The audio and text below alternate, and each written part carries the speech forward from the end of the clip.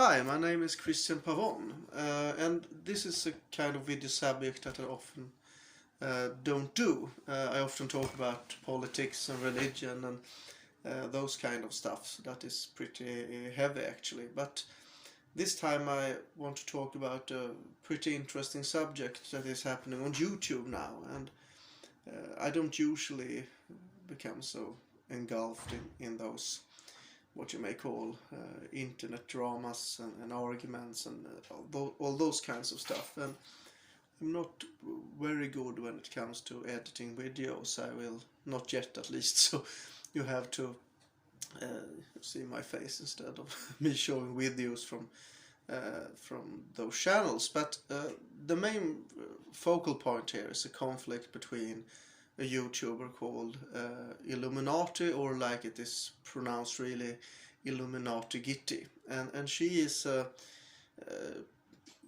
famous YouTuber actually, and she makes videos about MLMs, and MLMs are an abbreviation for multi-level marketing or multi-layer marketing, depending on what you prefer. But it's like really big companies that have different kind of franchises and ways to what do you call it, market their products, so they can have video games or web pages or you know, a lot of things that they try to market their products with, and different kind of products.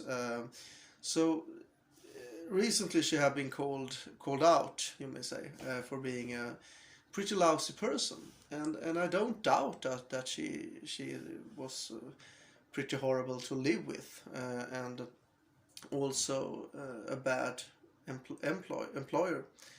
But in the end, I think this takes from one pretty important thing here, and that is that we don't ultimately follow the YouTube personalities we do because they are good people, but because they bring good content to the table, so to speak. And she did brought a lot of great content, actually, well researched, and I think that is one key element here, that it was well, that all of her videos that I have seen at least were very well researched. And I think it's sad that she somehow will become obsolete or forgotten or hated. And I think we should move forward. And I know she have done bad things, but bad things, you know, it's not like she have raped or murdered someone, you know. There are limits to how much you can persecute a person by that. And I'm not, you know, when it comes to politics and those kind of things, I'm pretty much light years from Blair. She's called Blair, her real name. But still, I think it's sad that a really great content creator is probably going to fade out completely. I think that is crap, to be honest. And everyone that has, you know, put out this kind of stuff about her, where they complain about her, they have become very, you know, they have some personal responsibility too. And for example, her boyfriend, he complains a lot about, you know, things she forced him to do, so he says, but he was never a slave, you know. He agreed. He had a pretty bad financial situation, but he still agreed to let her control him completely. And also a man, I think his name is, that perhaps is her boyfriend, but there is another person that runs. No, that is not her boyfriend. It's a person that runs something that's called, I think, Bad Milk Productions, a kind of comedy YouTube sketch thing, you know. But he also complains a lot about how she treated him, and I wonder, you know, don't you have your own free will? You know, if someone's behaved shitty to you, it's bad, but you can't always, you know, claim victim card. I think it's pretty sad that this kind of men, you know, they sit and complain, boo-hoo, she treated me badly. Hoo. I think it's silly, actually. I don't have much respect for that. I think it's right to make videos about her, of course. If she's a bad employer that she have been, it's hypocritical for her to you know, it's a level of hypocrisy that she what do you call it, calls out companies, of course, but that does not make her argument in itself incorrect.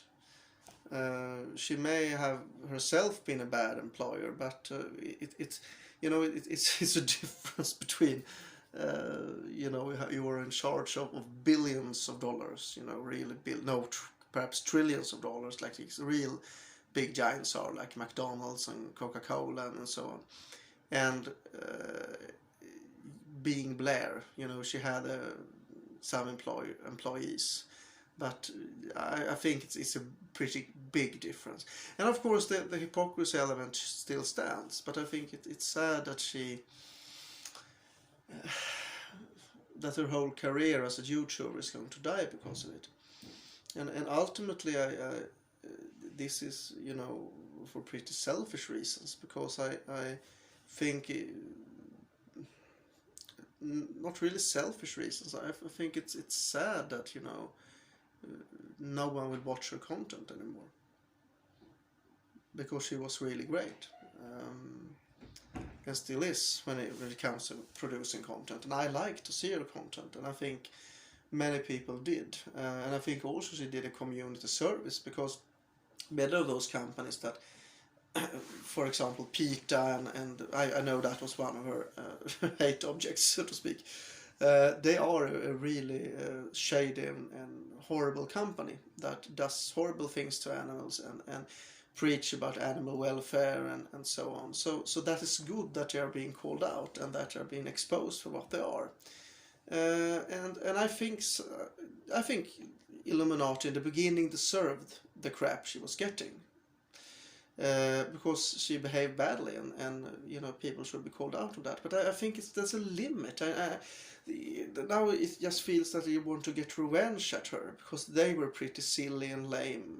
You know, they didn't want to speak out against her, were afraid of her, and now they are going to take their chance.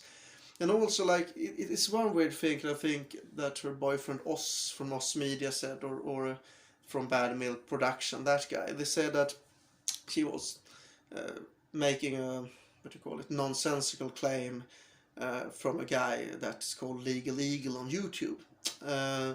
And they said that there were almost no cross-audience interaction at all between them.